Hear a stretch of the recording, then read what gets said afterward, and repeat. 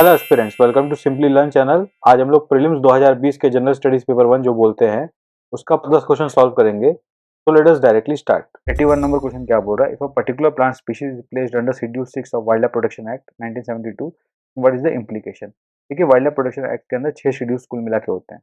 उसमें 1 और 2 में हाईली प्रोटेक्टेड स्पीशीज को एनिमल्स के रखा जाता है, प्लांट्स के भी रखा जाता है। और 5th वाला शेड्यूल है, उसके अंदर किसी भी एनिमल को हम लोग वर्मिन डिक्लेयर कर सकते हैं। सेंट्रल गवर्नमेंट और डिस्ट्रिक्ट मजिस्ट्रेट उसको कल किया जा सकता है। या 3, 4 और 6 में भी कुछ लेवल ऑफ प्रोटेक्शन है। तो 6 में बेसिकली क्या होता है, कोई अगर ऐसे प्लांट स्पीशीज है तो उसके लिए आपको लाइसेंस लेना पड़ेगा to cultivate that plant because exotic होते हैं उन लोग। A is the most accurate answer.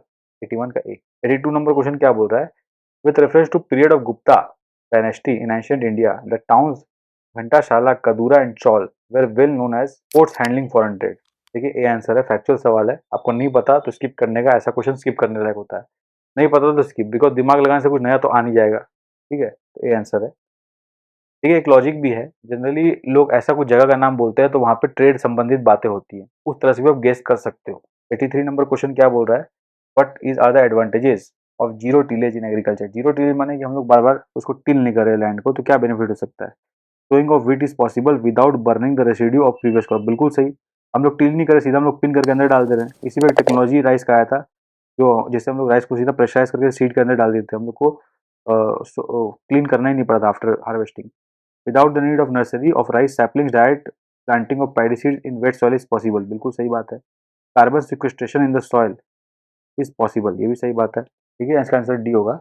84 number question क्या बोल रहा है? According to India's national policy on biofuels, which one of the following can be used as raw materials for production of biofuel? आपको पता होगा अपना बायोफ्यूल पॉलिसी इंडिया का 2018 में लागू हुआ था। उस पॉलिसी के तहत हम लोग अभी 4th जनरेशन तक का सपना देख चुके हैं और 2nd जनरेशन से हम लोग आगे बढ़े नहीं है। ठीक है, तो बायोफ्यूल, बायोडीजल, ये सब उसी का बात चल रहा है। तो किस चीज़ को रॉ मटेरियल की तरह यूज़ कर सकते हैं? देखिए, रॉ मटेरियल की तरह हम लोग उस चीज़ को यूज़ करेंगे फर्स्ट जिससे हम लोग को फ्यूल मिले, अच्छी संख्या में फ्यूल मिल सके, ताकि जितना फ्यूल मिले उसको निकालने में जो एनर्जी लगा है वो ज़्यादा ना हो। ऐसा भी आइटम हम लोग रॉ मटेरियल यूज़ नहीं करेंगे कि हम लोग इतना सारा चीज़ उसको यूज़ किया, उससे इतना सा फ्यूल निकला, हम लोग कॉस्ट ही ज़्यादा लग गया। तो उस फ्यूल का क्या बेनिफिट? समझ रहे हो ना? तो ऐसा मटेरियल जिसमें फ्यूल सफिशिएंट निकले ताकि कॉस्ट कवर हो। तो ये फिलॉसफी के बेस पे हमें रॉ मटेरियल चूज़ करना है। कसावा को कर सकते हैं, बिल्कुल कर सकते हैं। डैमेज्ड व्हीट ग्रेन बिल्कुल कर सकते हैं डैमेज को। अब डैमेज होगा तो क्या ही फायदा है? ग्राउंड नट सीड से बहुत ही कम निकलेगा तो 3 हटा दीजिए। हॉर्स ग्राम तो सूखा पड़ा है तो हटा ही दीजिए। शुगर बीट से हो सकता है, रॉटन पोटैटो हो सकता है। ठीक है, 4 तो बिल्कुल नहीं होगा। 4 को हटाते हुए देखते हैं। 4 हट गया, अपने पास बचा 1 2 5 6। ए is the answer. 85 number question क्या बोल रहा है? Which of the following statement best describe the term social cost of carbon? Social cost of carbon माने कार्बन जो हम लोग यूज कर रहे हैं उसका सोशल कॉस्ट क्या पड़ रहा है, वो हम लोग कैसे मेजर करते हैं? It is a measure in monetary value of the long term damage done by ton of CO2 emission in a given year. बिल्कुल सीधा सा बात है। इतना CO2 हम एमिट कर रहे हैं वातावरण में, उसके लॉन्ग टर्म डैमेज सोसाइटी में हो रहा है, that is the social cost of carbon. Is the answer.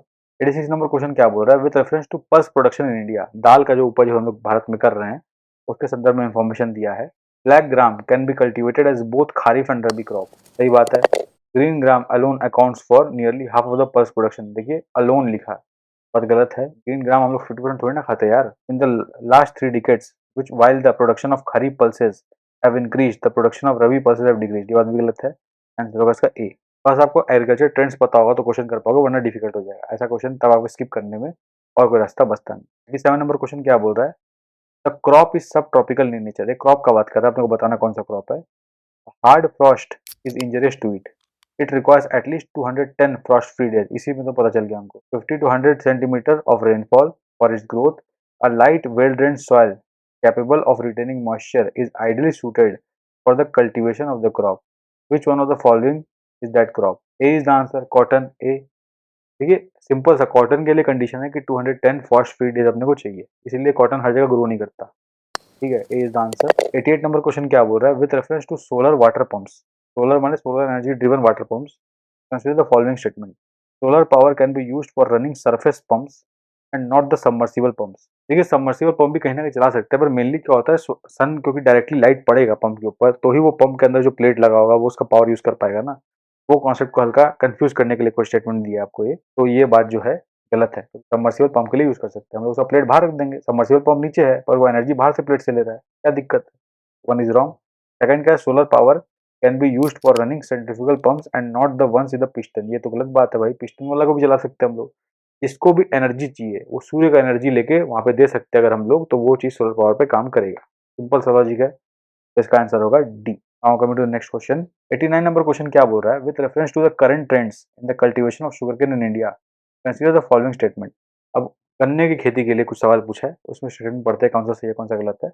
A substantial saving in seed material is made when bud chip settling are raised in the nursery and transplanted in the main field. सही बात है। When direct planting of sets is done the germination percentage is better with single budded sets as compared to sets with many buds। ये बात गलत है। If bad weather condition prevail when sets are directly planted, single budded sets have better survival as compared to large sets। ये वाला बात भी गलत है। Sugarcane can be cultivated using seedlings prepared from tissue culture। ये बात सही है, आंसर होगा सी। देखिए ये क्वेश्चन हार्ड में बोलूंगा, हार्ड कैटेगरी में आता है, क्योंकि देखिए ये मुझे पता है कि मैंने रट के रखा है सवाल अभी, तो इसलिए मुझे पता है, इसलिए मैंने सॉल्व कर पाया, अदरवाइज मैं नहीं कर पाता, ये मेरे लिए हार्ड होता, क्योंकि काफी टेक्निकल सवाल है शुगर प्रोडक्शन का। ऐसे समझ लीजिए इंडियन फॉरेस्ट सर्विस वाले लोगों के लिए सवाल दिया गया, हम लोगों के लिए नहीं दिया गया। 90 नंबर क्वेश्चन क्या है, in context of India which of the following is are considered to be practices of eco friendly agriculture. Eco friendly agriculture के संदर्भ में हमें बताना है which of the following is considered to be practice of eco friendly agriculture. Environment friendly, crop diversification बिल्कुल सही है। अगर मोनोकल्चर करते हैं तो हम लोग सॉइल का फर्टिलिटी कम होता है, घटता है, सॉइल डिटोरेट होता है। Crop diversification is good solution.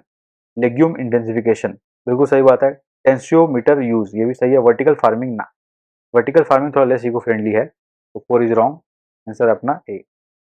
I hope आपको इनिशिएटिव अच्छा लगा। If you like the initiative, channel को लाइक करें, सब्सक्राब करें, और ये टेलीग्राम चैनल है सिंपली लर्न ऑफिशियल चैनल, इसको ज्वाइन करें। यहाँ पे आपको क्वेश्चन बुकलेट मिल जाएगा, जो 10 क्वेश्चन हम लोगों ने डिस्कस किया उसका, और प्लस आपको आंसर की भी उसमें टिक लगे रहेंगे, प्लस लास्ट में एक ऐसा पेज अटैच रहेगा जिसमें आपको आंसर की देखने में मिल जाएगा। और ये यूपीएससी जनरल स्टडीज चैनल है जिसपे आप ये सारा वीडियोस देख रहे हैं, तो आप इस इनिशिएटिव को फॉलो करने के लिए और सारे प्रीवियस क्वेश्चन को रिवाइज करने के लिए इस चैनल को लाइक करें, सब्सक्राइब करें, इससे जुड़े रहे। अभी हम लोगों ने 2018 और 2019 का प्रीलिम्स का सारा क्वेश्चन डिस्कस कर लिया है, और प्लस हमने सीसेट का भी 2020 और 2022 का क्वेश्चन डिस्कस कर लिया है। के बाद हम लोग जो बचे हुए क्वेश्चंस हैं लास्ट 5 ईयर्स के सारे डिस्कस करेंगे, तो इस चैनल से जुड़े रहे। तब तक के लिए best wishes for the examination.